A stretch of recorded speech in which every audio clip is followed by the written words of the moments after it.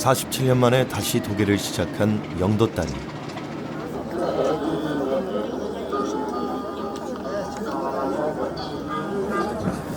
이를 보기 위해 많은 이들이 다시 영도로 모여들었습니다. 다리 하나를 사이에 두고 이곳에는 수많은 사연들이 교차하는데요. 다리 건너편 영도에는 아직도 근대의 흔적들이 오롯이 남아 있습니다. 그때 그 시절, 애환의 역사가 묻어나는 영도로 떠나봅니다.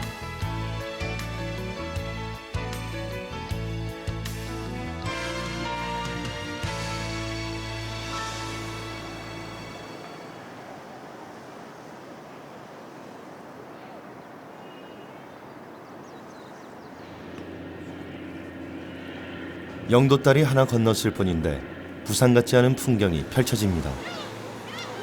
영도 남항동.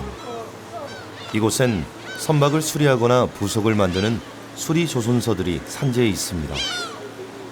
도시에서는 여간해선 보기 힘든 광경인데 이곳이 바로 수리 조선소 길입니다. 일본이 우리나라를 넘보지 전만 하더라도 영도는 아주 조용한 곳이었고 사람이 살고 있어온 그리고 생활 환경도 또 아주 그리고 또 평온한 곳이었습니다.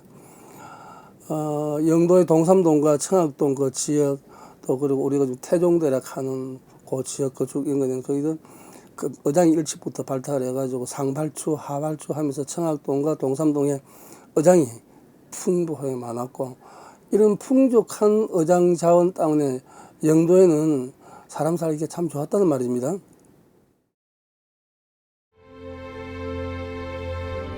하지만 안타깝게도 이곳엔 수탈의 역사도 있습니다. 항구를 낀 영도는 일제시대 일본인들에게는 그야말로 황금의 땅이었는데요. 일본인들이 눈독을 들인 것은 바로 조선 사업이었습니다. 한반도의 물자는 철도와 배를 통해 일본으로 빼앗겼는데요. 일본과 조선을 오가는 배가 직결했던 영도는 조선소를 세우기에 가장 적합한 요충지였습니다. 우리나라 최초의 근대식 목선 조선소인 다나카 조선소가 이곳에 세워지면서 영도에는 크고 작은 조선소와 수리 조선소가 들어섰는데요.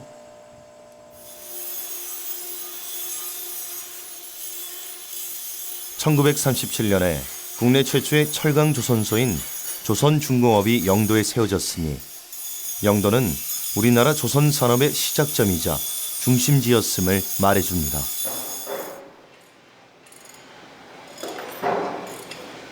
(127년) 역사의 수리 조선소 길 4km에는 아직도 선박 정비 부품 업체들이 치열했던 그 시절을 이어가고 있습니다. 최근에 만든 1887년이죠. 최근에 만든 바로 목선 조선소가 바로 일본인들을 위한 조선소, 다나카 조선소로 바뀝니다. 그것이. 바로 그 장소가 그렇게 다르게 목선을 만들었던 그런 조선소가 상당히 많이 있었습니다만은 아주 큰 규모가 크면서 또 일본인들의 배들을 갖다가 대집중적으로 만들었던 장소가 다나카 조선소인데 마치 영도하면은 일본인들 배를 만들기 위한 조선소 천국같이 조선소만 있는 것 같이 그렇게 알려지게 됩니다. 대풍포는 바다에 바람이 일어 파도가 높을 때면 어선들이 피항하기 좋았다고 합니다. 그래서 바람을 피할 수 있는 포구란 뜻의 대풍포란 이름이 붙었고 조선소도 들어서게 됐습니다. 지금도 이곳에선 매일같이 작업이 한창인데요. 크고 작은 각종 어선과 선박들이 선류장에 가득 정박해 있고 작업장엔 매캐한 새냄새와 용접 불꽃이 피어올라 과거 번성했던 시절을 떠올리게 합니다.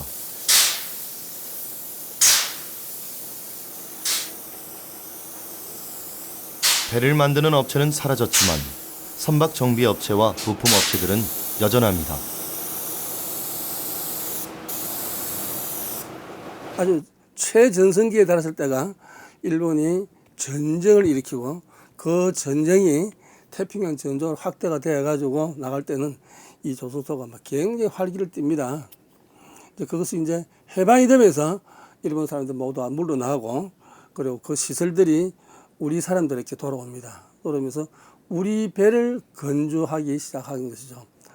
그리고 다나카 조선소, 또 다나카 조선소 그것이 나중에 다나카 철 조선소, 쇠배를 만드는 조선소로 이름이 바뀝니다. 이것은 우리나라 사람들이 인수를 하면서 대한조선공사, 또 그것이 나중에는 이제 그것이 요즘 한진중공업으로 이렇게 이름이 바뀌게 되는 것이죠.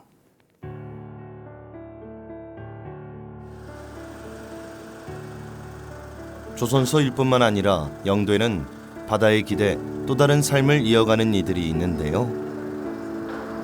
바로 어민들과 해녀들이 있는 어촌계입니다. 섬 주민들답게 이들은 오래전부터 바다와 더불어 살아왔는데요. 지난 60년간 영도에서 해녀로 살아온 홍군자 할머니 역시 마찬가지입니다. 그때는 이런 바다는 요대로고 이런 데 전다 자갈밭이었고 여기 이제 우리가 오고 나서 여기 전다 축항이 다 돼가 있고 이런 전다 자갈밭에 이제 파도가 치면 왔다 갔다 하면서 이제 물이 좀 많이 이제 이제는 좀 많이 발달이 됐지.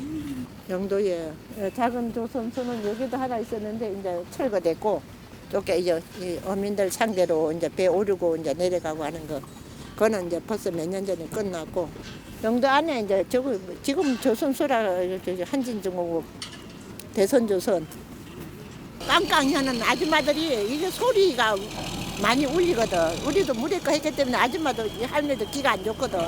이렇게 자무질하는 사람도 역시 마찬가지고. 이렇게 힘든 일을 하다 보면 나이 들어가면은 첫째 귀가 제일 먼저 안 좋고. 우리도 병원에 가면 귀가 안 좋다 하거든. 근데 이건 천선적으로 이제 문 고치는 기락해서 조금 불편해도 그냥 사는 거래. 나이도 이제 많이 들고 하니까. 여기는 올라가 30만 원이지.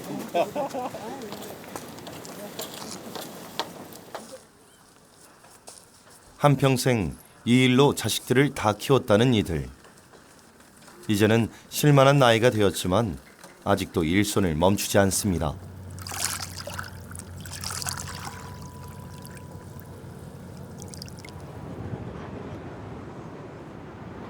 영도에는 일본인들이 많이 살았던 만큼 그들의 주거지였던 적산가옥들도 쉽사리 찾아볼 수 있는데요.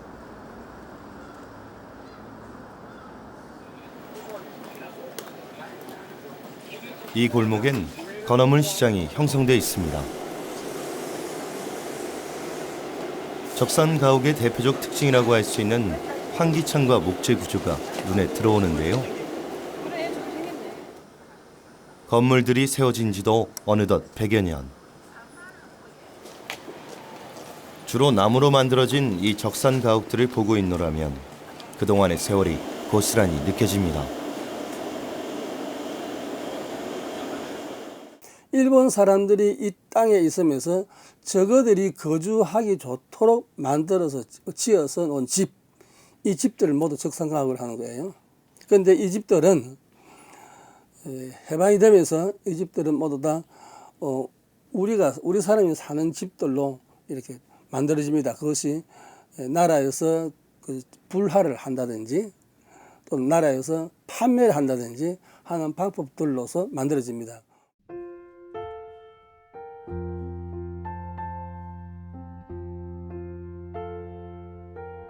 개발의 손길이 닿지 않은 깊숙한 동네엔 아직도 일제시대의 흔적들이 남아있는데요.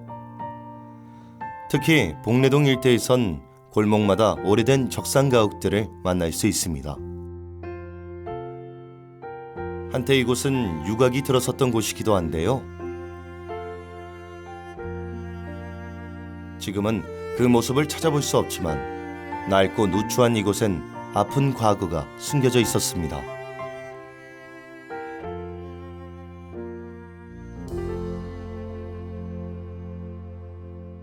제2차 세계대전 때에 우리나라에 일본인 부대가 많이 주둔을 하게 됩니다. 특히 아카사카 부대라든지 같은 것이 부산에 주둔을 하게 됐는데 그 부산에 주둔하는 부대들 위한 위안소가 영도에 만들어집니다. 일종의 유곽이죠. 유곽이 영도에 만들어집니다. 해방에 대한 이후에는 이 위안소가 이제는 조선소 우리 한국 사람들을 위한 그 유흥지로 바뀌게 됩니다. 애초에 이 위안소에는 일본인 여자들이 주로 많았습니다만 해방이 되면서 우리 한국 여자들이 아주 유부녀분들이 상당히 많이 있으면서 그래서 홍등가를 이루었죠. 일본 부대가 들어서고 또 조선 산업이 발달하면서 더불어 활기를 띠었다고 하는데요. 1960년대까지만 해도 활성화됐던 이곳은 70년대 들어 도시 재개발 사업이 시작되면서 72년 이후로 사라졌다고 합니다. 그 당시 그런 장사를 해도 그게 뭔지도 우리는 모르고 컸는데 이제 이거 미용 배워 가지고 시내 나가가 있으면서 이제 한 번씩 들어올 때는 철이 들어가지고 부끄러워갖고 막 뛰어서 집에 들어가고 이런 기억이 나. 이게 1972년도 이제 없어지고 나서는 진짜 아무래도 좋은 동네가 됐지 뭐 지금은.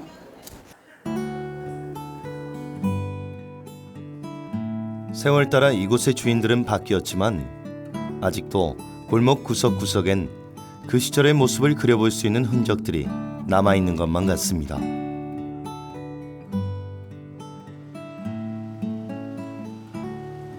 그런가 하면 영도에는 동양 최대 규모의 도기 생산 공장이 있었다고 하는데요.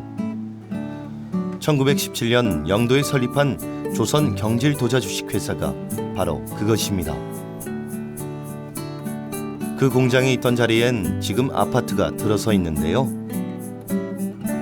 주민들 기억 속에서만큼은 여전히 생생합니다.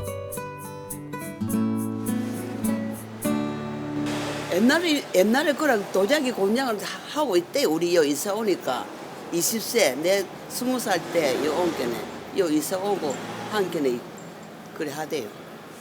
공장이 뭐 사람들이 아침 저녁으로 막 아침으로 더 가고 퇴근하면 나오고 막 분위기가 좋았지 옛날에서.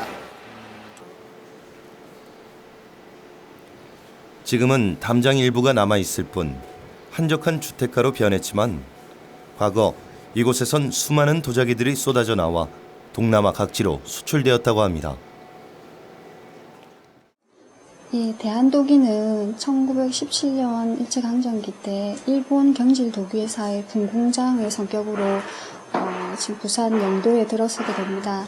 부산 영도에 들어서게 된 이유는 일단 영도가 해안 지역이라서 그 원료 확보하고 수출입에 용이한 지리적인 요건을 가지고 있고, 그리고 조선의 그런 값싼 노동력을 이용하기 위해서 영도에 자리 잡게 된 것으로 지금 알려져 있습니다.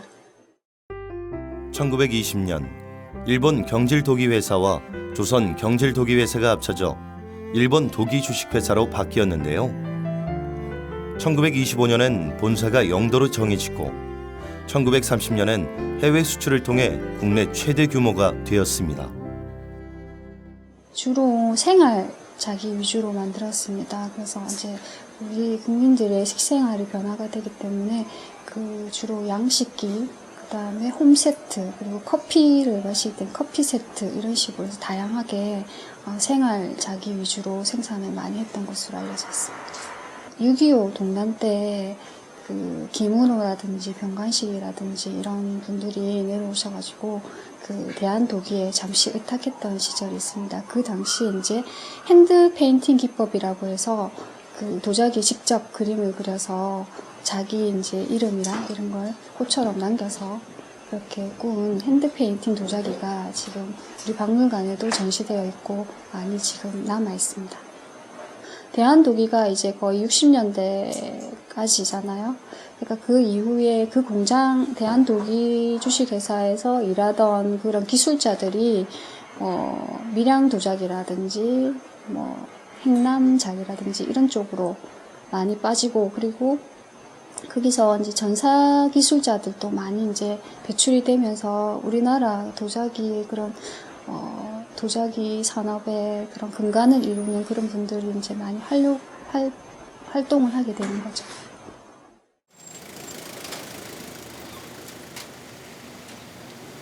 영도 청학동엔 조내기로라는 도로가 있는데요.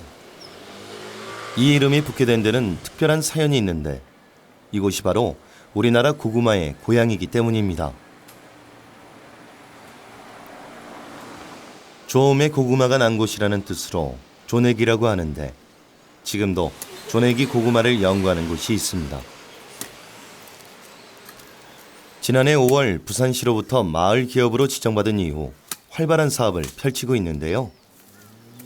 현재 1만 3천 제곱미터의 고구마 밭을 일군다고 합니다. 조음 선생님이 일본에 조선통신사로 가셨답니다. 옛날 동네 부사였는데 조선통신사로 가셔가지고 거기서 그때는 굉장히 우리나라 빈곤해가지고 먹을 게 없었답니다. 그래서 내가 이 고구마를 먹어보니까 너무 맛있다 해가지고 그 고구마를 내가 이걸 갖다가 우리 말하자면 부산에 와가지고 이걸 갖다 좀 심어가지고 우리 백성들한테 좀 나눠 먹으면 어떻겠노 해가지고 자기가 그걸 갖다가 이제 이영애 씨한테 이제 한 자루를 보냈답니다. 배 타고. 그게 오는데 한 10며칠이 걸렸대요. 그래 오자마자 제일 먼저 심은 곳이 이 일대가 고구마 여기 심은 데가 저희 농장이랍니다.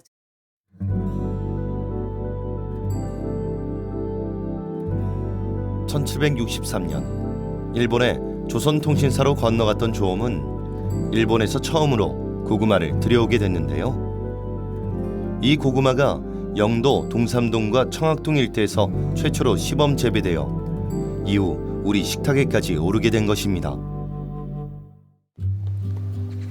조내기 고구마의 특징은 알이 작고 겉은 빨갛게 생긴 것이 밥맛이 난다는 건데요. 이곳 고구마 밭에선 농약을 뿌리지 않고 썩은 고구마 줄기 등을 퇴비로 재활용해 건강한 고구마를 생산해내고 있습니다. 역사라는 게 하루아침에 이루어지지 않잖아요. 그러니까 저는 막 내 혼자서 연구하고 그래서 제가 한 그에 일조를 한다고 저는 생각합니다.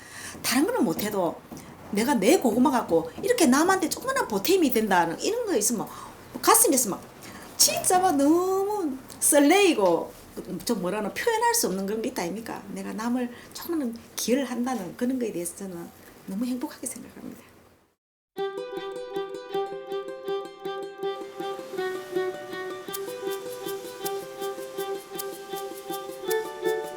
영도는 해안선을 따라 마을이 조성되어 있는데요.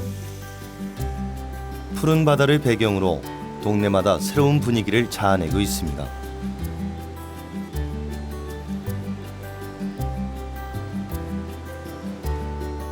저령 해안 산책로 초입. 이곳의 가파른 비탈에는 허름한 집들이 다닥다닥 붙어 있는데 바로 흰여울 문화마을입니다. 이 마을은 2011년 삼복도로 르네상스 대상지로 선정돼 마을 재생 사업이 진행됐는데요. 마을 곳곳에 벽화가 그려지고 폐가는 예술 작업장으로 변하면서 영도의 새로운 명소가 됐습니다. 이 송로 여기 구석구석 이렇게 한번 길을 따라서 걸어보면 되게 좋아요. 모르는 길이 많아요. 지금 내가 이 두 사람 왔는가 모르겠는데 내가 한번 오늘 그 길을 한번 가보려고 하거든요. 나는 자주 다니는 길인데 오늘 친구를 한번 데리고 한번 가보려고요. 그런 길도 있어요. 숨어 있는 길. 한 7, 80년대를 걷는 길 같은 그런 느낌을 받아요. 괜히 과거로 돌아가 내 젊은 시절에 그 걸었던 길 같아서 더 좋아요. 늙지는 않았지만 그런 기분이에요. 어떤 이들에게는 아련한 추억을 떠올리게 할 정도로 옛 모습을 고이 간직하고 있는데요. 이곳을 찾는 발길이 더 많아진 건 천만 관객을 불러 모은 영화 변호인 덕분이기도 합니다. 영화 속 배경이 된 곳이 바로 이곳 흰여울 문화마을인데요.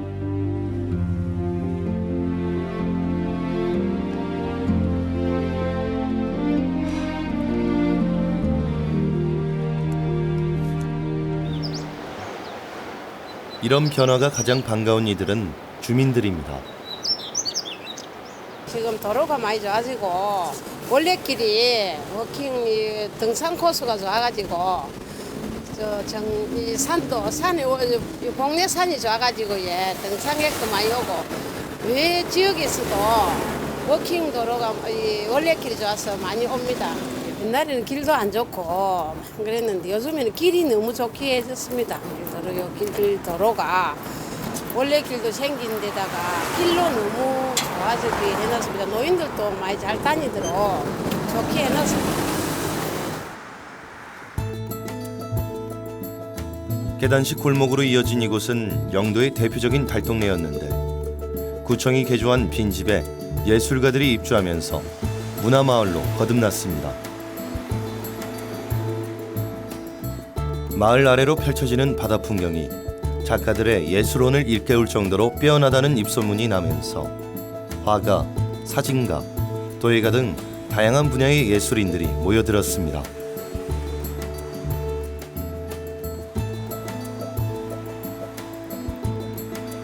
건물 앞에 버티고 선 장승 조각품이 눈길을 사로잡는데요. 이곳은 목공예를 하는 윤진우 작가의 작업실입니다.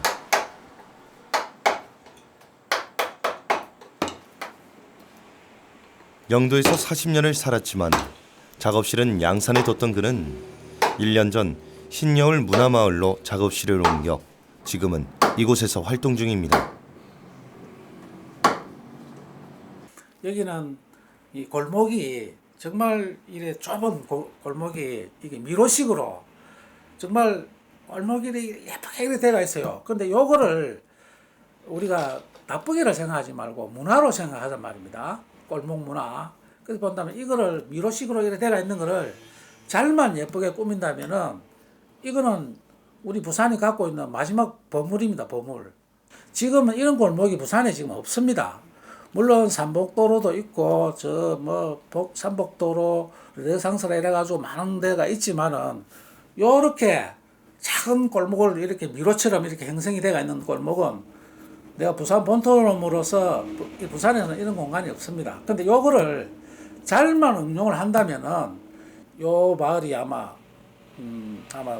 내년에쯤 되면은 전국에서 제일 가는 명소가 될 겁니다.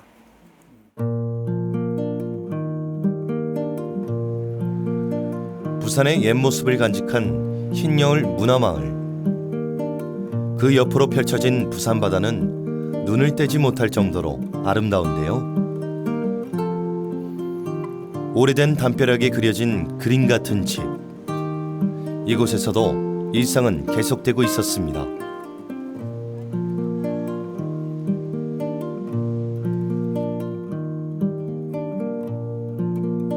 영도 다리를 지나 들어온 섬 안에는 아직도 과거의 모습들이 남아 있습니다.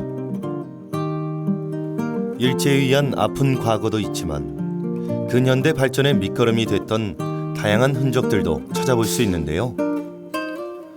무엇보다 영도는 우리나라 조선 산업의 근간이 되었다는 점에서 의미 있는 곳입니다. 작은 섬 영도는 이제 시대의 아픔을 넘어 미래로 나아가고 있습니다.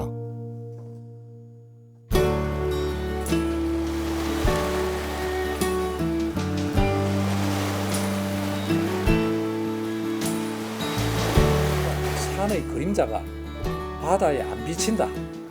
그래서 이제 전령이라고 생각하고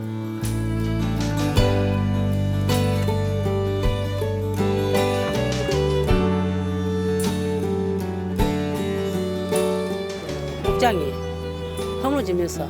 무너지면서 이제 그 폐시 대피고 여기가